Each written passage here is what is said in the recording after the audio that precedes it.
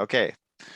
Thank you to everyone that's joined. Appreciate it. So this is basically an experiment, right? We usually have club meetings, or I guess we don't usually have anything. We try to have club meetings on Sundays at 2 p.m., which is not very conducive for people like JP or Jason or other people that have businesses that are open on Sundays, right? And hence, we wanted to have a more roundtable feel for some of these things. And I was hoping for more people to show up, but maybe that's wishful thinking.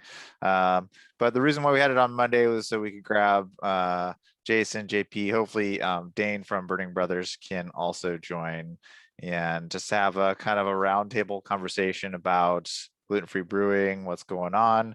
What I wanted to do today is I had a few just kind of bullet points, news items, and then maybe we can talk about what's happening with Jason and JP with Mutantis and Bierly Brewing briefly, and then we can open it up to kind of a Q&A. We could talk about Bob, about what the deal is with your book as well, maybe throw that in and go from there. And if anyone else has any, Fred, if you have any questions or anything like that, or Ben, this is just meant to be an open kind of forum conversation.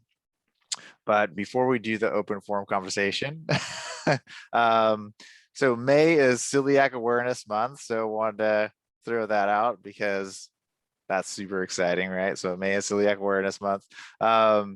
National Homebrew Competition, which I know a lot of people here might have poo-pooed, is, I think they just got done doing the judging. The judging was from April 26th to May 2nd.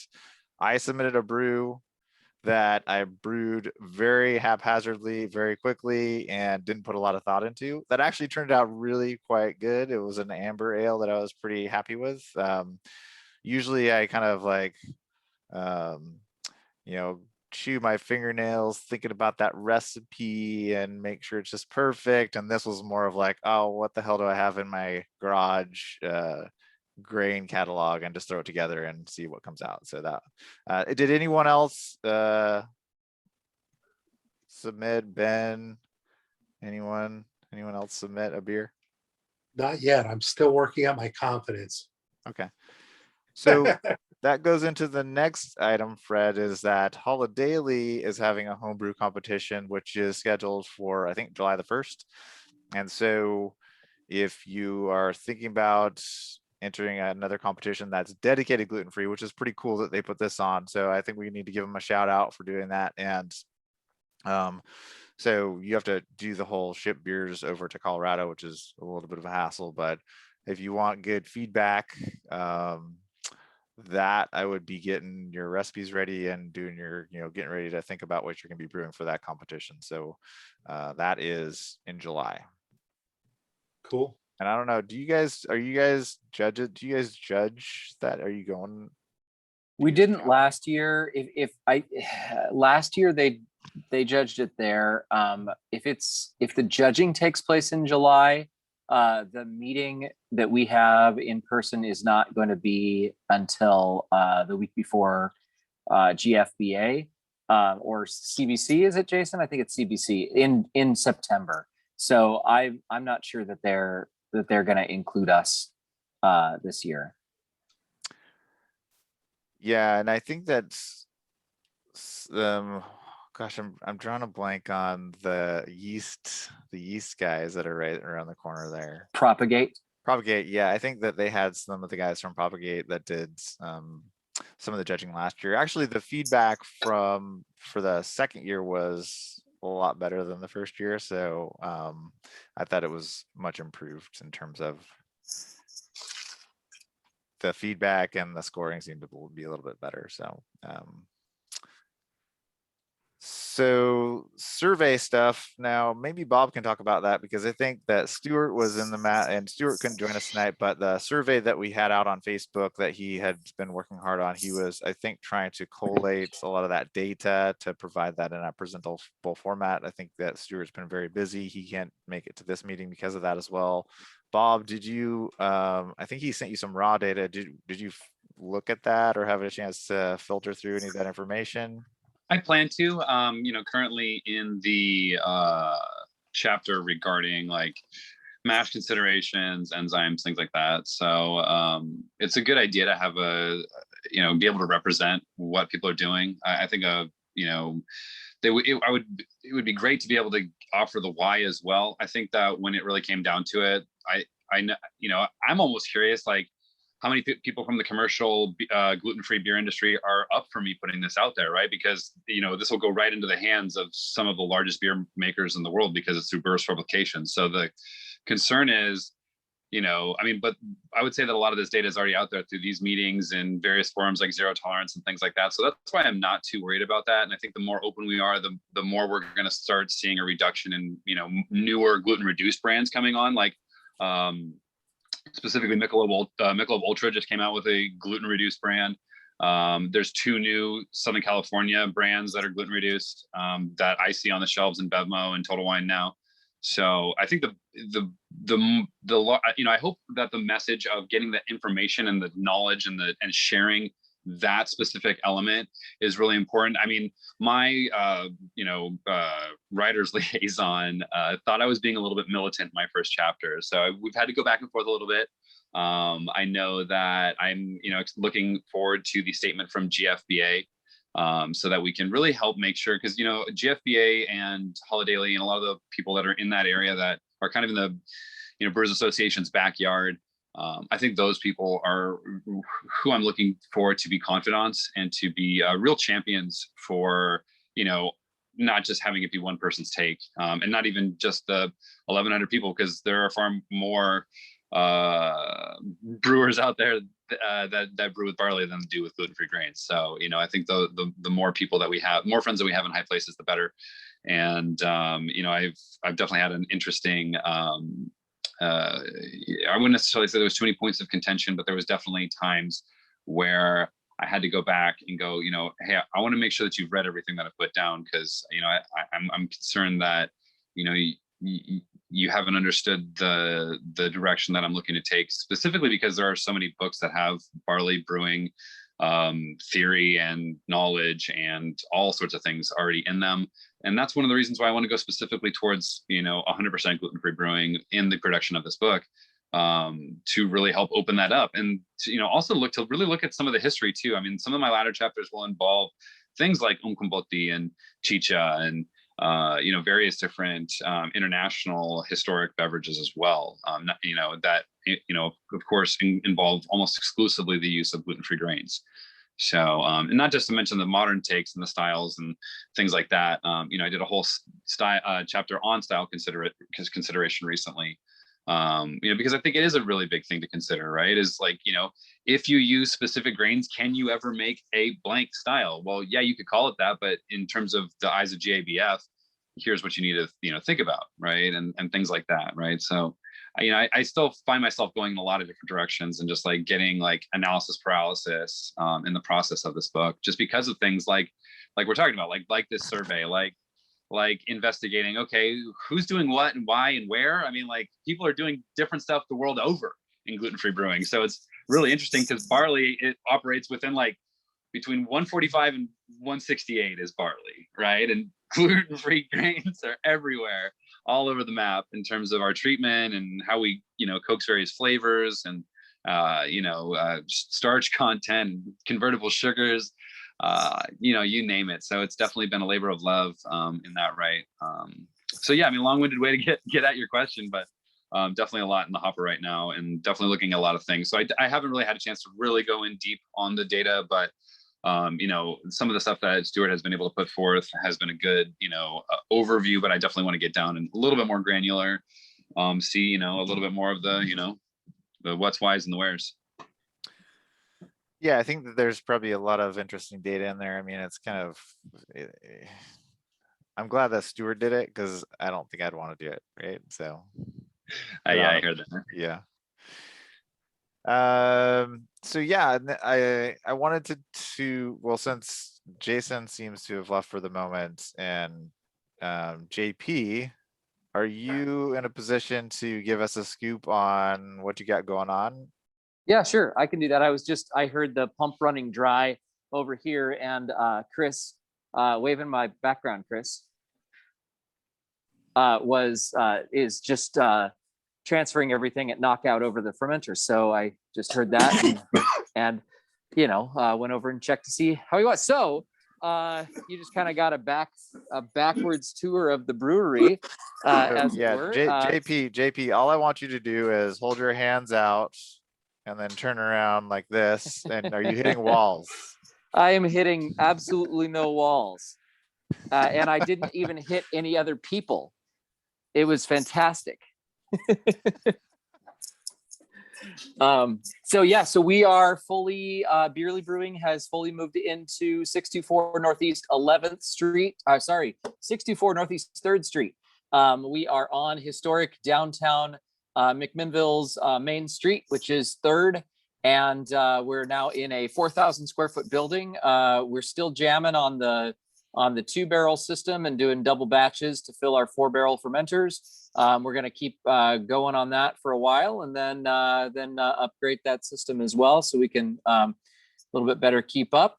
We've got a tasting room now with a full kitchen and everything. We're doing donuts, we're doing pretzels, we're doing charcuterie plate, little eats. We're open 2 days a week, Saturday and Sunday from noon to 6, and we have seating outside only right now. And that's sitting right on 3rd Street. It's very lovely. And it's also a little nerve wracking because we're completely weather dependent now. I had a bit of a cover at the old place. So we now live and die by whether or not it rains. But it's been fantastic. We've been very, very busy.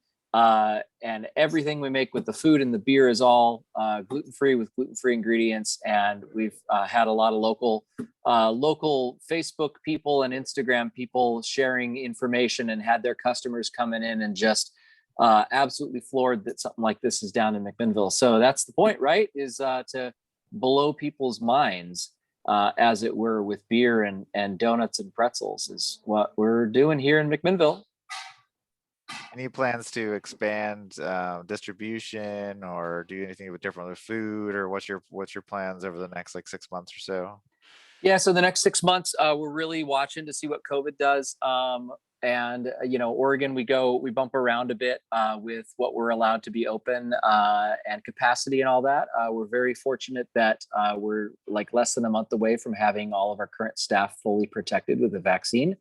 And that will give us a little bit more flexibility too, as a company, to have more people in different situations, more customers in different situations. We're hoping to add a couple more days. We're looking maybe at, checking out to see if we can justify being open like a Thursday or a Friday, and just have maybe not donuts, but maybe pretzels and some other things along with the beer, and seeing if we can justify that.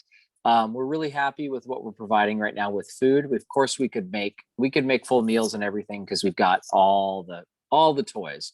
But we're really happy right now just with sticking with the little nibbles and bites. And we're also, learning. I'm not from a restaurant background, and neither is Amelia. And so scaling up tomorrow to a full restaurant is just not something that we're really interested in doing. But providing a place where all the food is safe for people with celiac disease and the people that they're hanging out with is totally our jam, right? Nice. Yeah, working in a restaurant's terrible anyways. You don't want that. Feels like I am right now. So I think, boy, I wish I was mashing with some gluten-free grains right now. So have you been doing more? It looked like you actually had an employee now back there that We do. Is that something new? I mean, haven't you been doing everything? Like what are you now moving into, like doing more business side stuff? Or are you still doing brewing along with your new employee? How's that work? I'm still the brewer and the driver, the delivery driver. I'm also still sales. Amelia's doing all the marketing. So when you see that beautiful marketing on Facebook and Instagram, that is all her. And Chris, I've got 3 employees at this point. Chris is production assistant. I've got a woman named Beth, and she's production assistant. And then we've got a prep cook that we just hired a couple weeks ago, and she helps Amelia out with the prep cook. Or do you want to wait on this? Wait on that. Thanks. Let's see. We've been working with people since about August of last year. I had a person helping me out every once in a while, and then I realized that I couldn't really function anymore without at least one person. I could use a lot more people right now, but at the same time, we're making sure that we're growing organically and actually justifying the people that we're hiring, instead of just saying, okay, tomorrow we're going to have a staff of 5 and I don't know what to do with them, sort of thing. So just kind of growing nice and slow. But yeah, I can't really function without help anymore. Biggest reason for that is we're still doing still got a canning line that Bob, you're going to laugh at me. It's throughput is 50 cans an hour. And Nice. Thanks. And that is going to change. That's a very good job. That's going to change in a couple of weeks here. I've got a 600 can per hour system coming from Wild Goose, a Gosling. And we'll be able to run most of the brewery in about half a day and be done with it, and spend a lot more time on brewing and filling tanks rather than constantly playing catch up with canning, because we're really at almost a breaking point right now with the amount we're able to can versus the orders that we have. So yeah. Thank you. That's awesome. Are you happy, JP? That's what we really want to know. Are you happy? I'm really excited, and I'm very busy. And yeah, did I answer your question? Yes. No. I was gonna. Oh, you know what I forgot to do is I got to do like a beverage check. What's everyone drinking tonight? I'm drinking a blood orange flavor seltzer water. How about you, Fred? What you drinking? What you got on tap? I'm drinking a homebrew IPA. It's my second batch ever, Nice. with plenty of Citra Mosaic with a Centennial bittering hops. Nice. Yeah. Hey, congratulations, JP, too. Thank you. Good for you. I know the restaurant business well. I used to be a chef, and I helped my father open up Lancaster Malt Brewing Company in 1995. He got the bug, and I always homebrewed with my brother-in-law, so it was fun times. But started a business. Kudos. It's funny because this is we just had our 5th anniversary as a company, and technically in 2 days we'll have our 6th anniversary as a corporate entity. Okay, so you're just moving from when we filed. Yeah, but every single move has felt like we've started a whole new company. Every single one. And so we're in very early days of Bierly Brewing 3.0 now here. Cool. Good for you, man. Then one of these days, and Fred is out in Pennsylvania, and so he's obviously has probably never tried your beer, JP. So one of these days, maybe you'll distribute all the way out to Pennsylvania, right? Yeah, that'd be awesome. Hoping Washington by the end of the year. Well, awesome. That's selfishly good for me, but that doesn't help that out at all. Well, I'm going to be coming for a visit regardless, because my wife's cousin moved to Portland like a year and a half ago, and we've been wanting to visit, and he just had a baby girl, so nice. I will be coming out and doing a full brewery tour out there. Awesome. I'm excited. Well, it's actually a tour now. It's not just a stand in one spot and turn around 360 degrees. So. Exactly. Well, it's true. Like, it's surprising. The one place opened up in Pittsburgh, that Oryx Brewing Company, and they do a fantastic job with their beer. But I see people across the country, their distribution across the country is better than it is in Pennsylvania, because for the last 2 years, I've only been able to get 2 styles of their beer, and I know they make at least 7.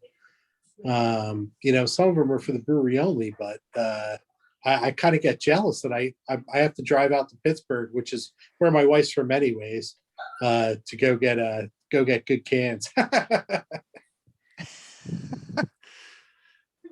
So Jason, I've seen you basically run around like a crazy person these last 20 minutes. So do you have a moment here to tell us what's up with Mutantis? What's the latest? It's been a while since we talked. Is everything okay? Yeah. No, I'm at the brewery right now and I'm kind of multitasking. Sort of as soon as I can tell somebody's getting going on a yarn, I take that as a cue to get up and go take care of something. Like filling my hot liquor tank right now. I've got a brew scheduled for tomorrow, so I got to get that thing full and heating up so that I have strike water in the morning. But yeah, yeah, things are going all right here. Right now, the major challenge is basically just getting the word out that that I'm here and we exist. So I've been working on signage and stuff like that. Also, just working on decorating the space. I pretty much put almost no effort into decorating the tap room initially because we've been, closed indefinitely for indoor dining. But then it was like indoor dining can be a thing, and now I'm fully vaccinated, and so I thought, okay, I'll start working on the tap room. But then cases went through the roof in Oregon, and then the indoor dining stuff went away. So now I'm trying to make this place look like a brewery and not just a big empty warehouse with a lot of colorful lights inside it.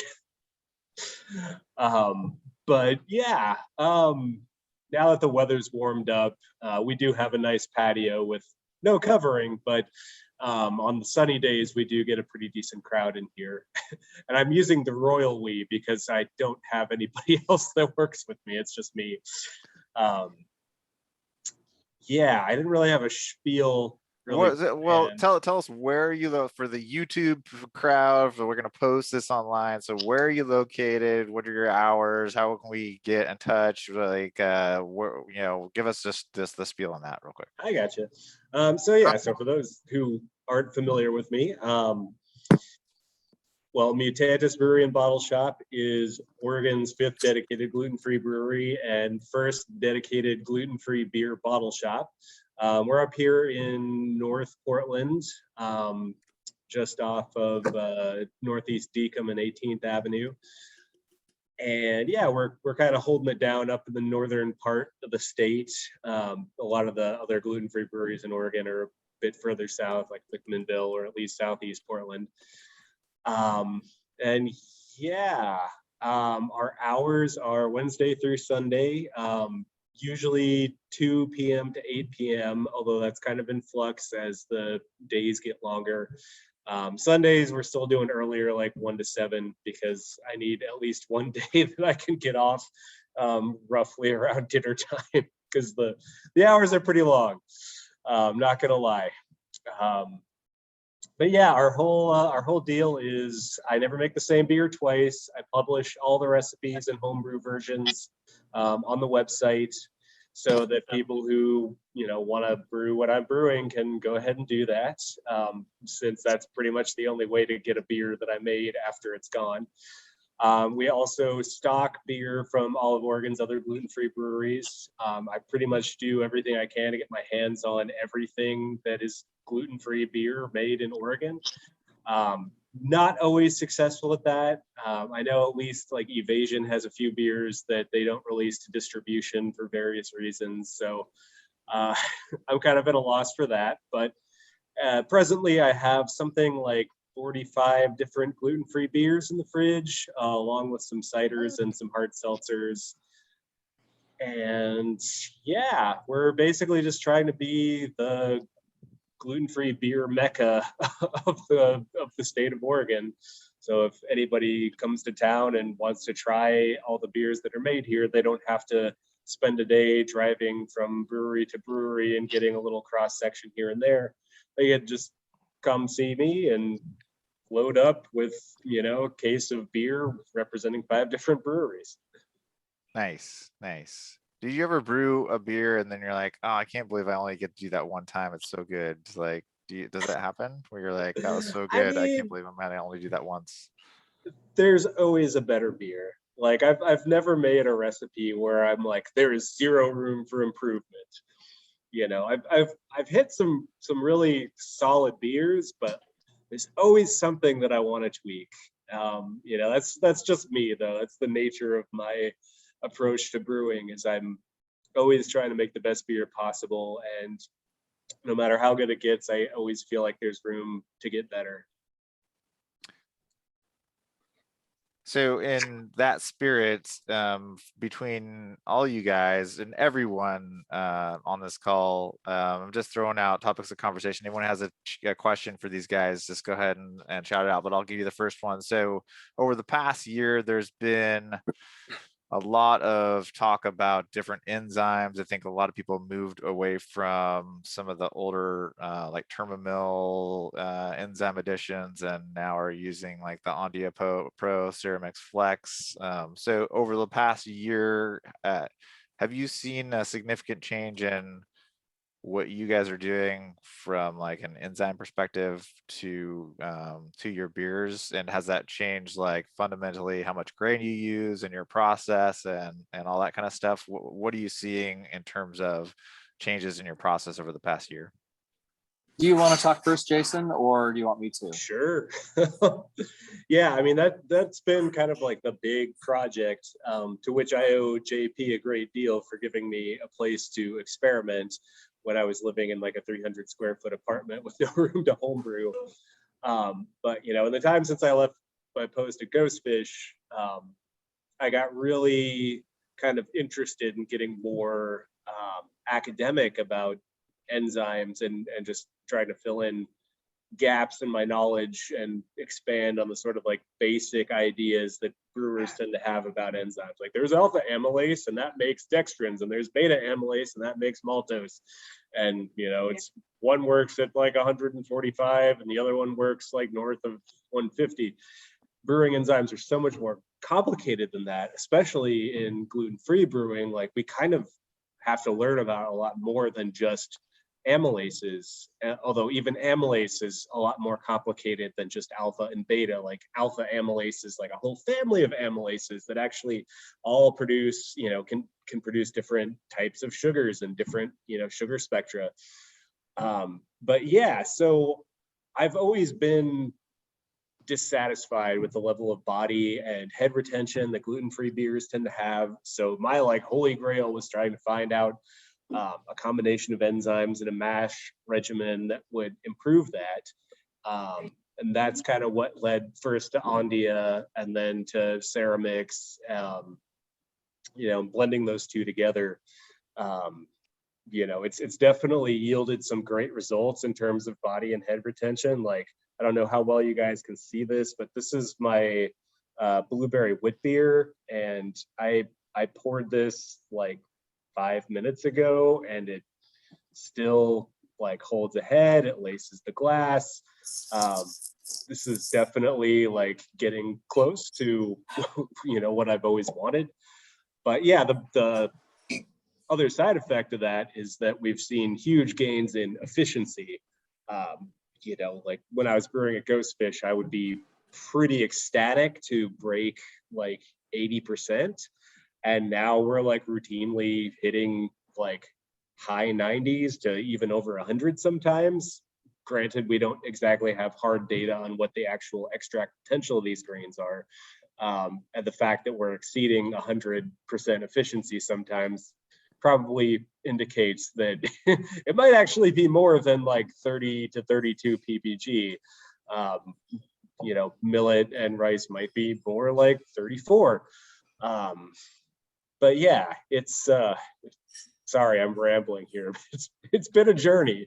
I'm not sure we're 100% where we want to be, but we're definitely getting there. Just an add on to that before JP talks about it. So I've seen some questions, and I had sometimes had this question myself where I've seen people do Ceramix Ondia together, and that's the only enzymes they do. I've also seen the three where they do Ceramix Ondia Termamil. What's your thoughts on why you would or would not do that type of situation? I mean, the couple of times I've tried using just the two enzymes, I'd take gravity readings throughout the mash, and I was concerned that I wasn't getting the level of extraction that I normally would expect. So every time I've done it with just the two enzymes, I always break, halfway through the mash once I hit, the 175 step, and just throw some Termamil in it to try to get more out of it. I think Termamil has some kind of weird, like, superpower with rice malt. Like other enzymes I've used on rice malt just don't seem to get as much out of it, but Termamil seems to like really be able to get into it, like break down the starches in ways that other enzymes don't really do. But truth be told, I don't really know exactly how much Termamil you need, or if maybe just like a different temperature step regimen will make it so you don't need Termamil at all. I basically just use it because it doesn't hurt anything, and it's always kind of seemed to work. So I don't really see a whole lot of reason to mess with it, because it's the most successful they've had. So I'll jump off there, and then I'll go back and touch on the original question. As I've been told by a contact, his name is Bill. He's the brewer with the company that we buy the enzymes from, or that I buy my enzymes from, is that Termamil, part of what Termamil is it's a liquefaction enzyme. It helps break up and just make things actually not stick in the mash and stir easier.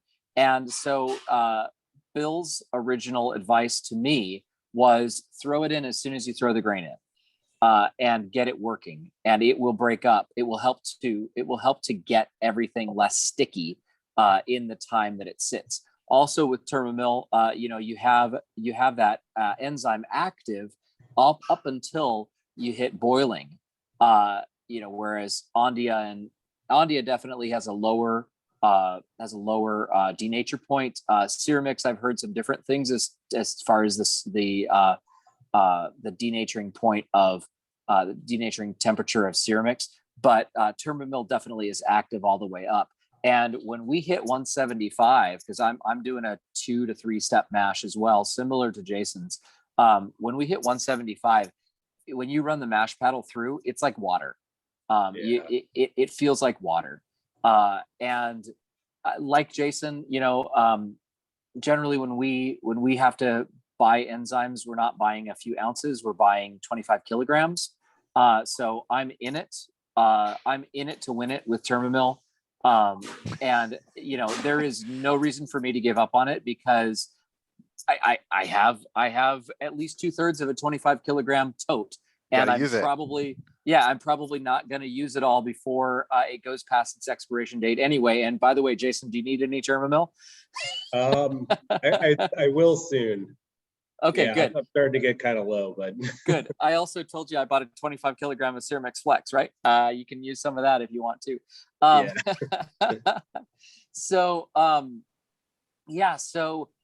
it's been a crazy ride. So the enzyme journey really goes back more than 2 years that Jason and I have been working on this. And I'm very, despite all of the downsides of my previous location being very small and everything, I'm eternally grateful to Jason, and I'm eternally grateful to that location on 11th Street, because that's where we did this research for Ondia and Termamil and later Ceramix. And like, it just was this cool place. I still think about it. Jason would say, I want to try this, and what kind of beer do you want to do? And I'm a really big fan of German styles. And so I'd say, let's do a Doppelbock, or can we do a Ralph beer? And he'd say, fine. And I'd get the ingredients, and then we'd brew together. And we started seeing, like, I was stuck at 68% was the highest that I could get, or that really, Jason, you could get too on my equipment. With there was some DuPont enzymes at one point. There were the older CBAM L and BAL 100 and things like that I couldn't get above 68% with my efficiency. And that's with the old numbers too. That's with rice at 1020. That's the most we were seeing. And now when I calculate a recipe, I just set it automatically to the higher numbers, and I set it to 95% because I know I'm going to get that. And we just finished an all grain Vienna lager today because that's my next seasonal that's going to be out. I know we at least hit the 95, if not more, because the volume was a little higher in the end. So I'm sure I'll have 95% efficiency on that with the higher numbers across the board. And that's been amazing. One of the big learnings that I took, and it goes back to what Bob was saying about kind of unlearning the culture of brewing with barley, is because we don't have to protect the endogenous enzymes or the enzymes that naturally occur in grain. So we're not using barley. Because we're not trying to protect those enzymes, we can do things at crazy high or low temperatures wherever we want, and as long as we're within a range for the enzymes that we're pitching exogenously, EXO, we're good. We can run it up to almost boil and then bring it down and repitch enzymes again if we went through a denature point. We don't have to worry about those enzymes coming from a base malt. And the other thing that we can learn, and that's the fun thing about the recipe that we brewed today, the Vienna lager, is we don't actually need to use base malts in order to make a beer. Like one of the things we're doing here at Bierly with our beers now is packing in as many character malts as we can, so we get that really, really, really huge pop of flavor and hitting all of those points of the flavor that one would expect from drinking barley. And we're not watering it down with pale malt at all, because pale malt, pale millet, and pale rice also has its own flavor that those malts impart to the beer.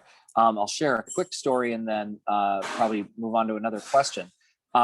When we were doing the testing for this Vienna lager recipe, I went through 13. It's not that long of a yarn, Jason. This is a really long answer. Thank you. I went through 13 recipe revisions, and then while the final recipe was final batch was brewing, I also went with 3 more different approaches that I wanted to make sure I hit before I settled on a final recipe. I had a wheat eating BJCP judge tasting through each of those recipes with me, and I had an initial idea for the way I wanted to make a Vienna lager. I went through that recipe, and then I started to add different base malts to it to kind of reduce the cost a little bit for producing the beer, but also see if I could maintain that intensity of flavor with adding in that pale millet, that 4L biscuit, that biscuit rice, that pale rice. And every time I would reduce the character malts, I would get to maybe a Maibach or a Helles or something else in the eyes of my friend who was evaluating the beers. And what that was telling me throughout was I need to stick with, I need to stick with these character malts as leading this recipe and not dilute them down with other malts. So there you go. Long story. And if you're not brewing a Vienna lager, then you're dead to me. So you shook up the brewing world, Kale. You shook up the brewing world with your Vienna lagers. Just kidding. Any other questions? Fred, Ben, I think Dave's on here. Let me. So what percentage of the specialty malts, what are you using versus the pale malts now? So for that particular recipe for the Vienna lager, one could one could say that Vienna lager is a base malt adjacent, right, Jason? It's malt adjacent. Yeah, it's not like a barley brewer would use a high percentage of a Vienna malt and get Right. some diastatic power out of it. For us, it's kind of more of a specialty malt, that kind of thing. My Vienna lager recipe is something like 45% Vienna millet, and the rest is other character malts. Okay. And I settled on 0 pale anything. Nice. Yeah, I know for me, it's pretty rare that I use any single malt as more than 50% of the total grain bill. I do like to use a lot of pale malts in certain styles, but yeah, I'm totally with JP. Like, there's not anything that I would consider the base malt, especially like both of millet and rice. Like in millet malts, I would say, pale, Munich, Vienna, maybe even Cara are all suitable as like base malt components, like up to 50% of the grain bill or more. With rice, we've got the pale, we've got the biscuit, and then we've got the light biscuit 4L. All those work great. Even the amber malt, I did a single malt beer with the amber rice malt, and I was shocked at how good it tasted. Like it tasted like a very complicated grain bill. Like there was lots of like layers of like, like caramel and like brown sugar and biscuit and all that, but it was like 100% just amber rice malt. So, and I don't think we've even really tested the limits of like what we can do with like, caramel malts, like, the new caramel millet malts that Grouse has, or like the caramel buckwheat malt. Yeah, it's kind of like whatever, man, just try it and see how it goes. I like your style. And it's, one of the things that our customers have been responding to that we've been making is we have a whole line of tap exclusive beers, which is basically just like a playground like Jason does. Right. And I never do one twice, or it's the start of some kind of beautiful flirtation with some recipe. Some of the smash beers where single malt, single hop have been some of our most popular beers. I also brewed an old ale like Jason did that was 100% Cara, right? Goldfinch. Goldfinch, 100% Goldfinch. Yeah. One of my most popular beers in the last couple months, I went through in record time, was a Vienna millet smash. And it was actually one of the oddball off the wall directions that I tried with the Vienna millet. And I have never brewed a beer that has tasted and smelled so malty before. It was beautiful. Yeah. Like I got to enjoy a customer's pint just pouring it every single time I poured it because it smelled that good. We're going to brew 100% Munich smash tomorrow. And I think, Jason, we're going to use either Tettnager or maybe some American Noble hops, which are the debittered, because I have some of the debittered hops like Simcoe and Citra. I like to do that sometimes. But yeah, so don't get too hung up on having to have a recipe more than just a single malt, because you can do it. My first batch, was I barley brewed, home brewed for 10 years. And then I kind of gave it up until I found you guys. And, so, I'm familiar with the process and less familiar with the enzymes, but, just stepping through, some of the beers with these enzymes, my first beer came out and it was like 8.3. It was supposed to be like 5.5. My second beer, I bought a refractometer so I could test when it was hot, as I'm extracting the sugar and without having to cool something down real fast. And I noticed I was going to be like right 8.5% again. So I sparged extra water. And when I boiled, I luckily had extra hops on hand. And that's how I came up with my second beer with all the Mosaic and Citra. You know, because it was just it was another kit from Gluten Free Homebrewing, and you know, I brought that down to it's just under 7. I think it's like 6.9. It ended up to be, but you know, I want something that's going to be drinkable every day, not just a specialty beer. And you know, I kind of had enough forethought to sparge that extra water, and then I split it up into 2 buckets and had some extra yeast. So one of the things that's definitely true about the kits and everything at Gluten Free Homebrewing, they're great, well together recipes, put together recipes.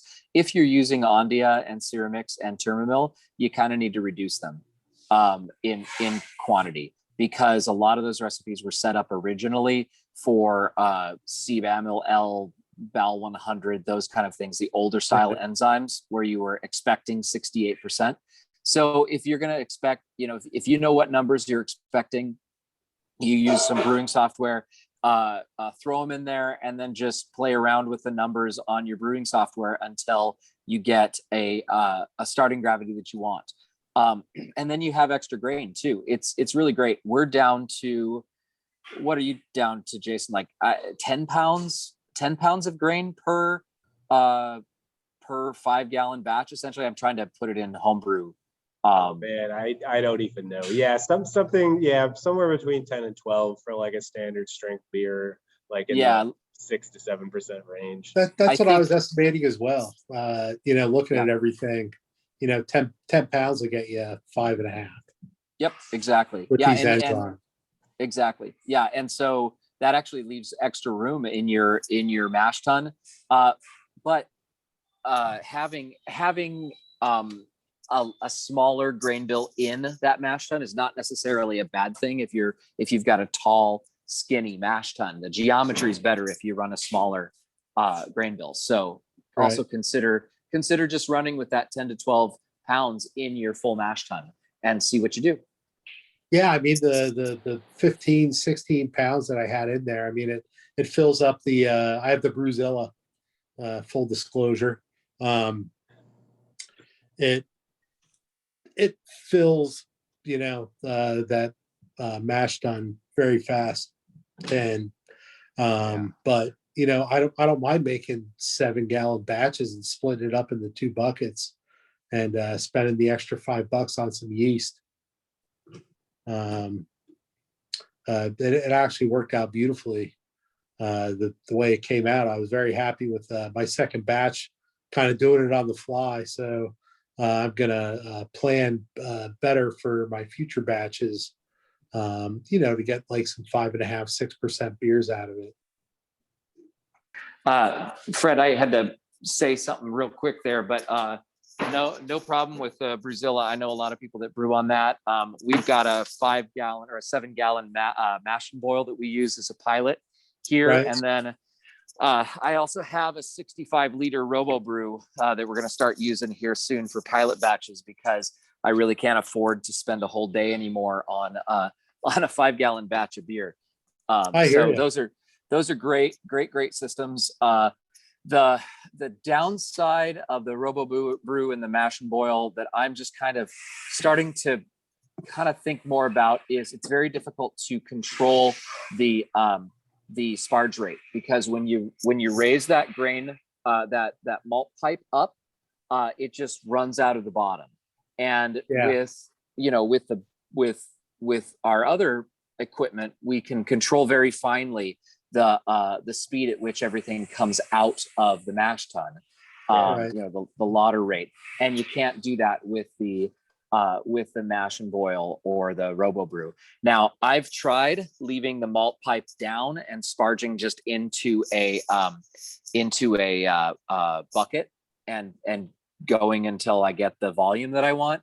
It doesn't really seem to make any difference efficiency wise. That we've found yet. The one exception might be on like a batch where you use a high percentage of either caramel or crystal buckwheat, because buckwheat, at least for me, I'm just getting into using more of it because it's always been a bit of a sticker for me. but it seems on an all-in-one that it might work better to keep it in the down position and sparge into a bucket, because that way you're not putting all that extra stress and draw on the grain bill, which then makes the buckwheat lock up essentially. Yeah, it makes sense. I want to see Makes sense. I want to see a buckwheat smash. Who's doing it? JP, I mean, Jason. I feel like now that we've got these better enzymes, it's more on the table. But good God, I remember back at Ghostfish, the first time we brewed the Kai Dog Red IPA, beer was like 70% buckwheat, and it was literally a 24-hour brew day. It was the most nightmarish, like everything that could go wrong went wrong. Like we couldn't get any filtration. It was like trying to squeeze maple syrup through a bed of cottage cheese. We had to run everything through a basket strainer on the way to the kettle because we were just getting too many particulates through, because we couldn't recirculate it fast enough to really like get a decent filter bed. It was just like this fluffy, thick, viscous nightmare. And I remember it got to about like 3 o'clock in the morning, and the kettle was like maybe a third of the way full. I had to call in my assistant brewer, who was at that time not even an assistant brewer. He was like a cellarman who occasionally got to play in the homebrew system. And I was like, basically like, all right, Tim, you're getting thrown into the deep end because I can't stay here any longer. I'm gonna pass out. And then we had to do that beer 2 more times, and it was just so brutal. That's brutal. But fairly recently, I brewed a buckwheat stout at JP's before I had my own system here at Mutantis up and running, and that beer was like at least 50% buckwheat, and it was fine. I had 0 problems, like none whatsoever. It was like a totally normal 6-hour brew day or something to that effect. So I think Andia might be the secret ingredient to get buckwheat to behave itself. I don't know. Yeah, my record at this point is 46%. I brewed a batch of beer that was 46% pale buckwheat, 46% Vienna millet, and the rest was 15L biscuit rice. And that actually was the most buckwheat I've ever put in a batch. And that was in the all-in-one as well. That was in my mash and boil. And we managed to make that work without a nightmare sparge. I always think, Jason, of cookie dough. You remember when we brewed the Vinox beer together and it looked like it locked up and looked like chocolate chip cookie dough? Oh, yeah. Yeah. It was terrible. But maybe it's the Andia. I don't know. I also have been throwing in a little Viscozyme L, which is supposed to specifically target those cell walls that are in the buckwheat, I believe. Yeah, that's what I've heard, but that totally did not. I used a ton of that on brewing that buckwheat beer at Ghostfish. Like I literally, I put in like 6 times the recommended dosage and it did nothing. So yeah. I have very little good to say about that enzyme. I'm curious the rising step thing, right? Because the protein rest element is a part of this rising step mash that appears to have kind of really taken hold as the main staple in a lot of gluten-free brewing with Andia and Ceramix. However, there does seem to be a lot of brewers that are using maybe even a single infusion on large systems where you can't do a step mash, or vice versa. I mean, I know that we use a specialty, it has not only the maltogenic elements of the enzyme, but also has certain viscosity reduction chemicals in it as well.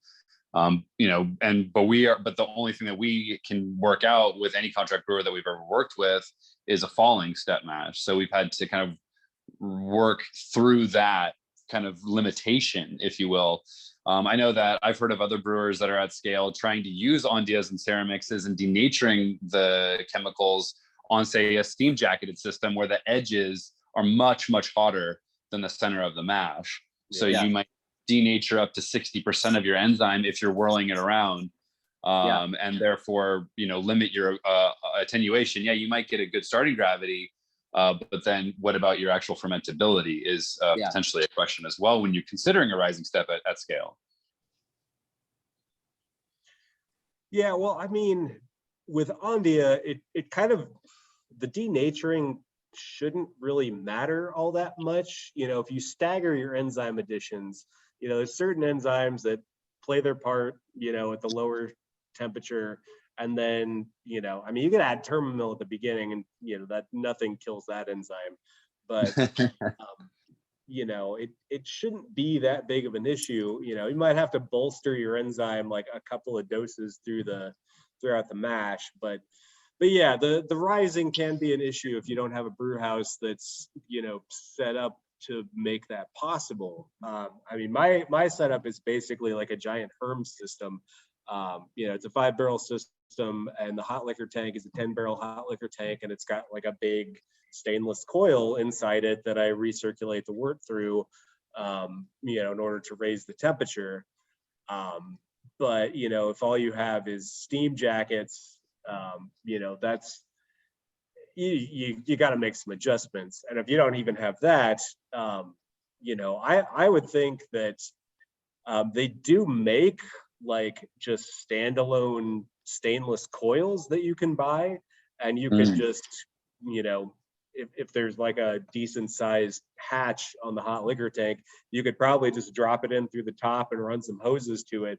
But there's always like decantation mashing, like running off some wort into the kettle, and then heating it up and then running it back. I've actually had to do that a couple of times when my hot liquor tank wasn't hot enough, and my electric heating elements just couldn't get it hot enough fast enough. I did some decantations to hit the final 175 degree rest, and it seemed to work fine. Like if you look historically, like at, brewing techniques like decoction mashing and stuff like that, that goes back to like primitive times where they didn't even have pumps. So there's ways to do it. You can also get like immersion heating elements that you could just drop into the mash tun, like low watt density stuff. You just have to get a NEMA covering for it.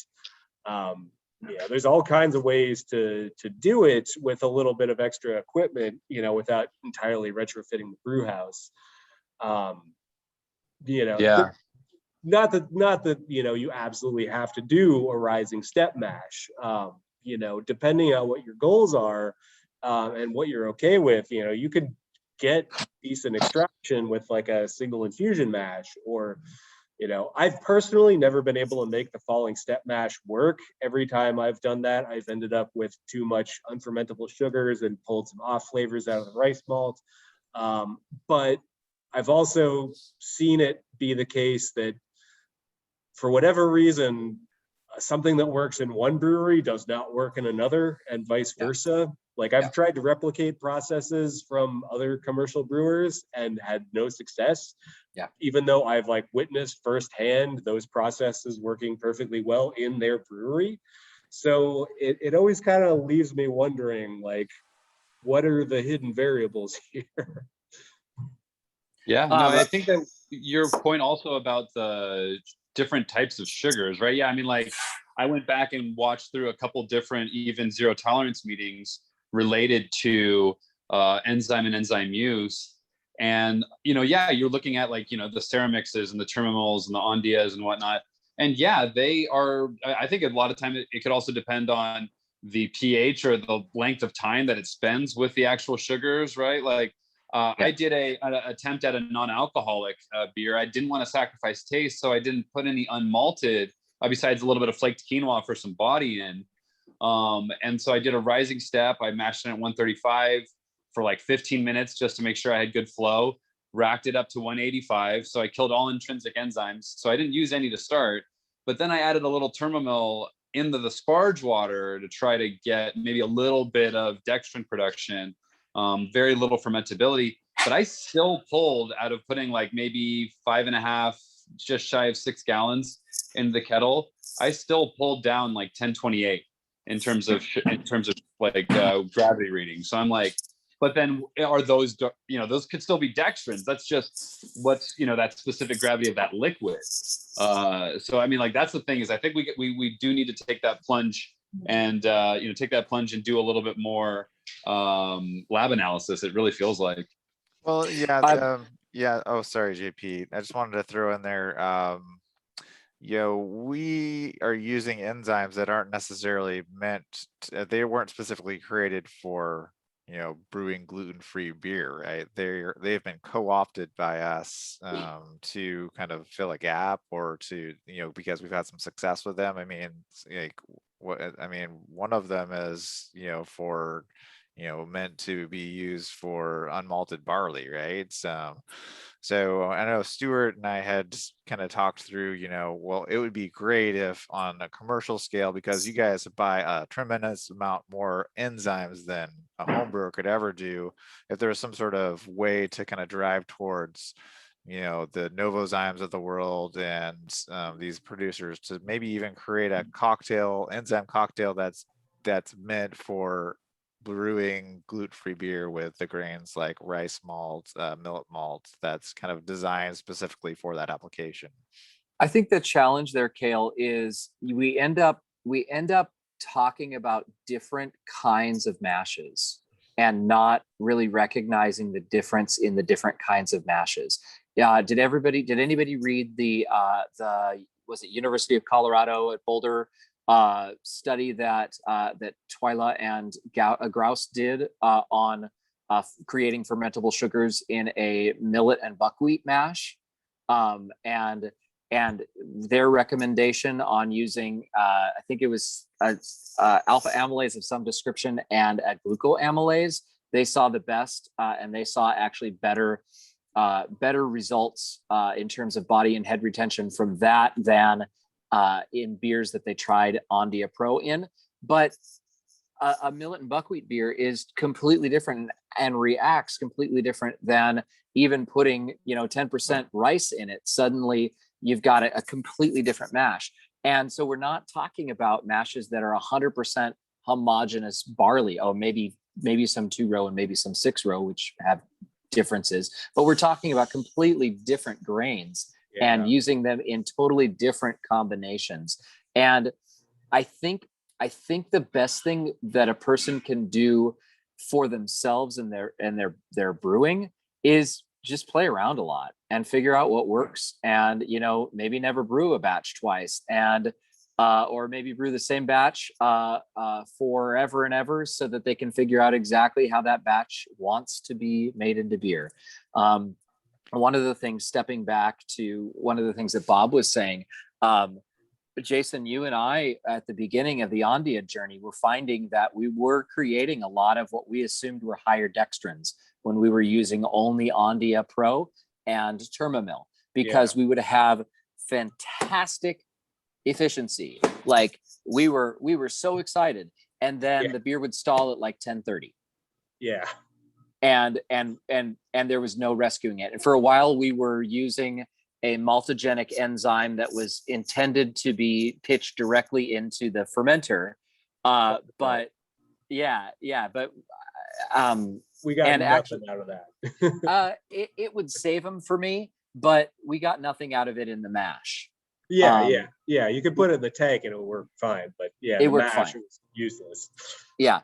At least on the time scale that we were looking for. So also I wanted to say too, I hope at some point maybe we can get the information for zero tolerance, but I was working with Aaron at Cold Crash when they were still in operation, and Aaron used exclusively a falling mash regime, and she switched over to Ondia and Ceramix and Termamil because her efficiency was rather low before, and she switched over, and I helped her dial in a falling mash, and she was seeing the same results that Jason and I were seeing with a rising mash. So it's definitely possible. I know of other commercial breweries. I don't want to say their names just in case they don't want people to know that they're using a falling mash, but I know other commercial gluten-free breweries of note that are using exclusively falling mash.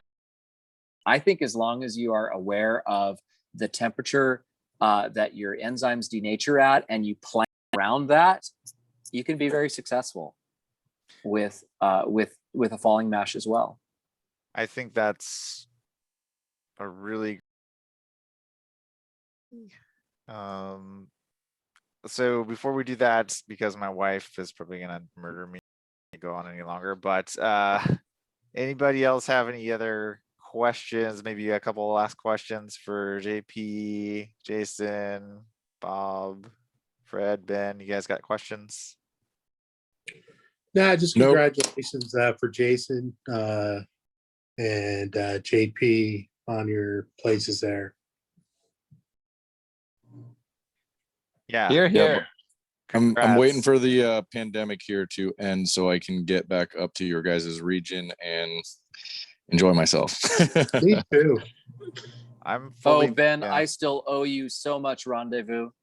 Oh, that's I right. can't wait to come check out your spot I and have, everything out I there, have man. 3 Yeah. tanks. I have 3 fermenters full of it right now because I can't. My customers won't let me stop brewing that beer. So That's awesome. thank you. Yeah, man. Yeah.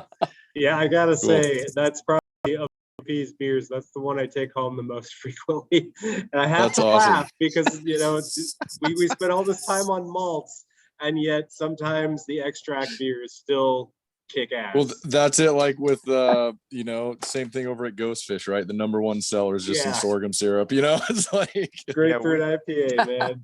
We need yeah. to have like an extract throwdown, one of these extract only beers. Have a competition. I took delivery today for the first time. This bad boy right here and its mate. It's 650 pounds of sorghum syrup. Wow. Right here. Look at that. Is that the most ever? Is that the most ever you bought? That's giant. That's a lot. That's the I'm just switching over to drums because I've got room for the drums now, and it's you can get more on a pallet, so the shipping costs a little bit less. I'm sure Ghostfish went through a few of those, right? Oh Jesus, man! We used to get them. We used to get multiple pallets at a time. Don't get me started on the one time that they were stacked in a truck awkwardly. To get at them with like a forklift, and we had to like wrap them. What do you call it? A ratchet strap, and use the forklift to drag it out of the truck. Oh man. Yeah, those Those pallets suckers are heavy. Yeah, 4 of those on a pallet. That's like what? Like almost like 3,000 like- pounds. No, Sorry, man. yeah. There's 650 plus the 20 Yeah. 2,600 pounds plus the drums and the pallet weight. Yeah. Wow. Don't skip leg day. Pushing those pounds, Jack. Hey, beer 3 for me was an extract brew, and it's turning out fantastic. I just moved it over to secondary, and it tastes really good. And honestly, my brother-in-law bought me a kit a while ago when I realized that I couldn't brew with just the enzyme anymore and had to go completely gluten free. And it just sat there, and I never brewed it. So the extract was really old, and it came out awesome. Nice. Consider on extract using a ratio. I tell this to everybody, using a ratio of 7-1. So 7 pounds sorghum syrup to 1 pound of either cane sugar, or I use beet sugar Right. for eliminating the cane aspect. If you do that, there's some tricking of the back palate that happens with that, and it makes some things different. And so 7-1. Just remember 7-1. Gotcha. And it's recorded for posterity, and it will be on YouTube soon. So Absolutely. you just have to stay till the bitter end to see that I little make- tidbit. I make reference to it when we interviewed Jesse from Groundbreaker. He was like, "Oh, you know our secret." So I don't know if it's a secret anymore. I've been saying it a lot. So and I I was talking to James about it one time, and he was like, "Oh yeah, we use so much of this to so much of that," and I was like 7-1, and he's like, Yep. Tricks of the trade. If you want a more fermentable wort, use 3.5-1. But any smaller than 3.5-1, and you really start running the risk of it becoming cidery. Yeah, make sure you get plenty of yeast nutrient. Absolutely, because that yeast is going to be hating life at 3.5-1. Yeah, unless it's like seltzer yeast or something. Well, JP, Jason, everyone, thank you for joining. We really appreciate it.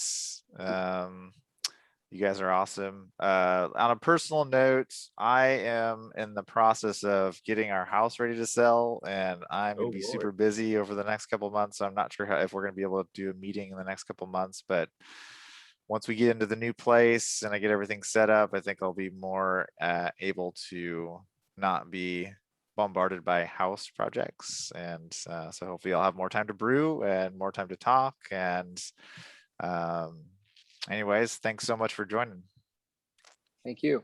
Thanks for Thanks, organizing, Kale. Yep. Take Thanks, care. Have a Kale. good Thanks, night, everyone. guys. See ya. Yep. Thanks, Peace. everybody. Bye.